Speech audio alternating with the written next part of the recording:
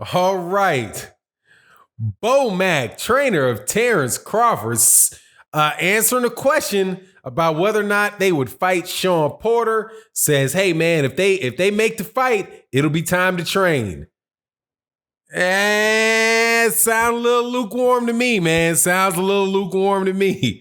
But let's talk about Terence Crawford and Shawn Porter and this fight that could happen, should happen in this video.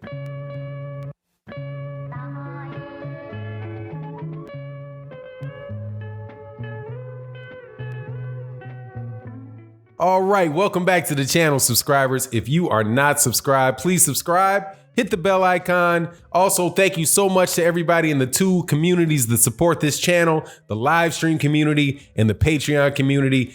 Please make sure you attend the OG Boxing Talk Sunday mornings, 8 a.m. Central Standard Time with my co-host, all-star panel, man. I'm telling you, it's an all-star panel.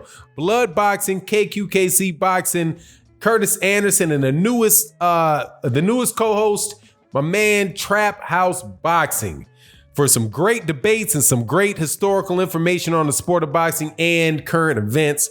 But let's talk about this fight that I've been calling for, man. I'm calling for this, and I ain't gonna stop. I'm not gonna stop because I want to see this fight. Terence Crawford versus Shawn Porter. The WBO champion, Terence Crawford, the #1 pound for pound fighter in the world, the one that is on the hunt for Errol Spence Jr., or at least they acting over there at Top Rank and Woolbag and Drink More Water, and my other big fans of Terence Crawford that are friends of the channel are talking, saying that he's really wants Errol Spence, and the whole boxing world that's talking about this subject anyway, acting as if, hey man, we need that fight. Errol Spence Jr. versus Terence Crawford. Well, we got a problem here, man. We got a problem, Houston. Isn't that the saying? We got a problem, Houston. Errol Spence Jr. had a car accident. Now I'm very, very happy that Errol Spence Jr. he's made it past the difficult moments. He's healthy, or he's recovering, but it's not going to affect his boxing career according to what people are saying. So, he's going to come back and he's going to fight, but it's going to take a little while, man. It's going to take a little while. He's going to have to get his head back together, take some time, heal up. I think he's got some facial lacerations according to reports. Some issues with his teeth, but he's got plenty of money so he can get his grill fixed. Now, he's gonna come back. He's supposed to. He has 2 mandatories, I do believe. One guy whose name I ain't gonna try to pronounce.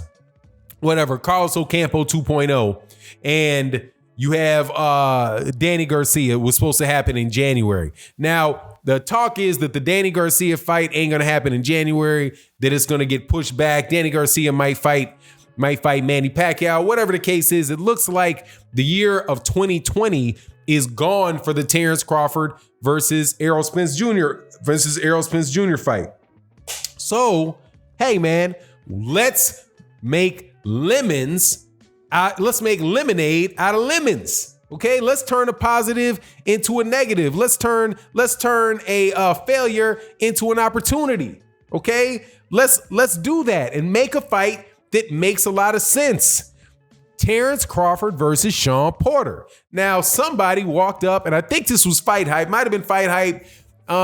Please forgive me if I quote the wrong channel that did the interview. There's so many different videography channels now that sometimes it's hard for me to remember. Was it Ego? Did Ego do it? Did Blue Blood do it?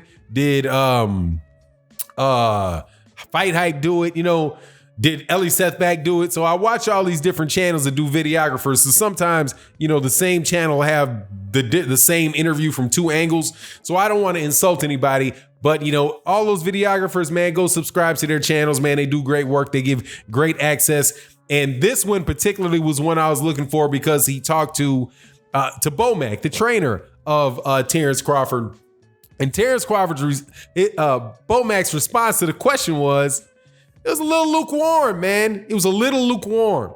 He said something to the effect of, hey, if they give us that fight, then hey, it's time to prepare. That is kind of I have to get what the technical term for answers like that are, but you're not really answering the question. You're not really, it's not quite a deflection, but it's a way that you answer a question where you don't really say we want that fight. What he said was, if they sign the fight, then it's time to prepare. Well, what if they don't sign the fight? Well, then it's not time to prepare.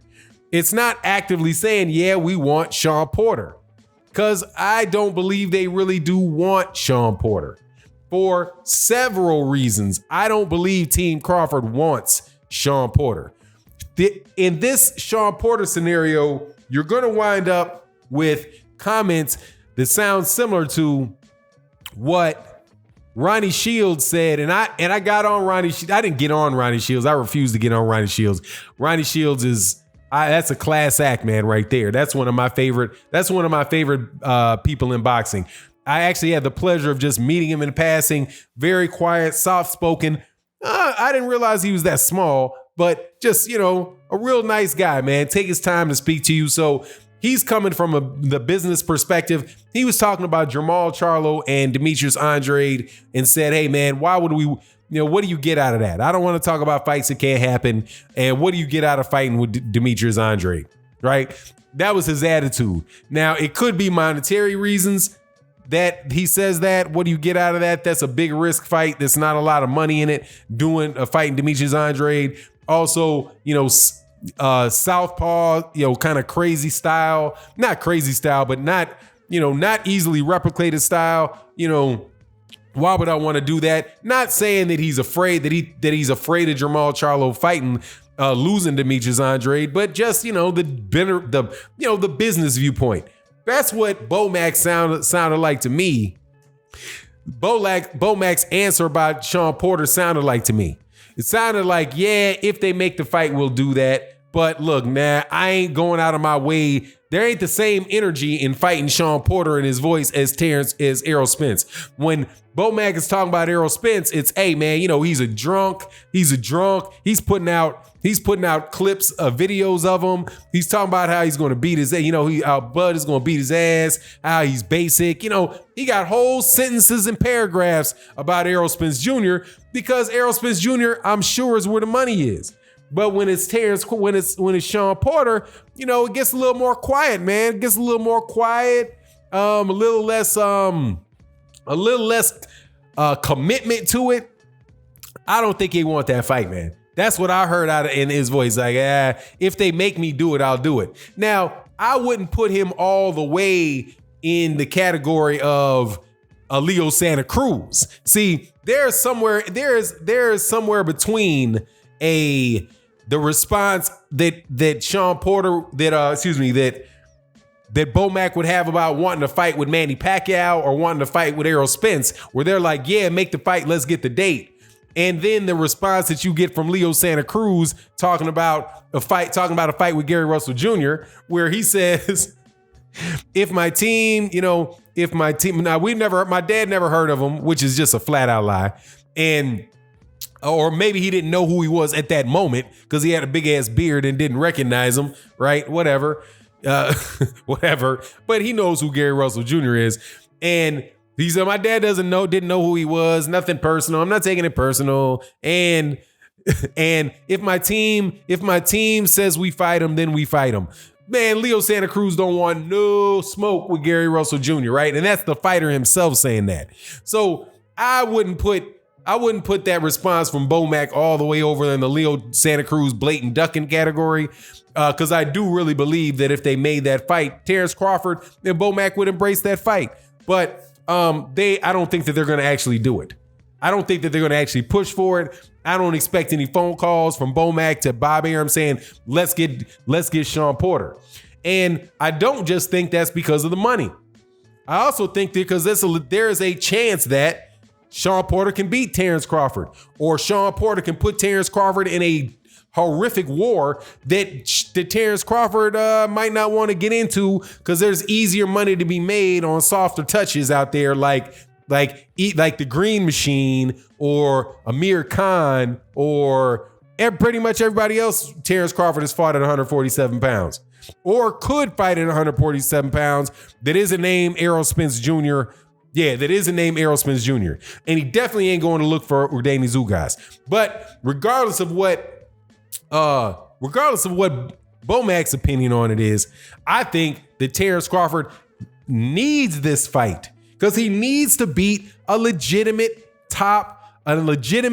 established top welterweight, which he has not done yet. Jeff Horn had a good win. Jeff Horn was not a legitimate. He had not had multiple fights at 147 pounds against top level fighters and proven that he was a top level fighter. Not like Danny Garcia has done. Win or lose, Danny Garcia proved that he could be in the ring with these guys and is a very tough out. Okay, still not seeing Danny Garcia put on his back. Have not seen Danny Garcia convincingly, really overwhelmingly beaten at 147 pounds. Definitely not Shawn Porter. That hasn't happened to. Manny Pacquiao, Keith Thurman, even Urdanis Ugas got a Shawn Porter on him. Errol Spence Jr. speaks for himself. But look, man, Terence needs to do this, man. And I think people need to push Terence to do it so we can get a great fight. Because again, this fight with Errol Spence Jr. isn't going to happen for at least a year. Anyway, it is what it is. Let me know what you think in the comment section. And with that, we're out. Peace.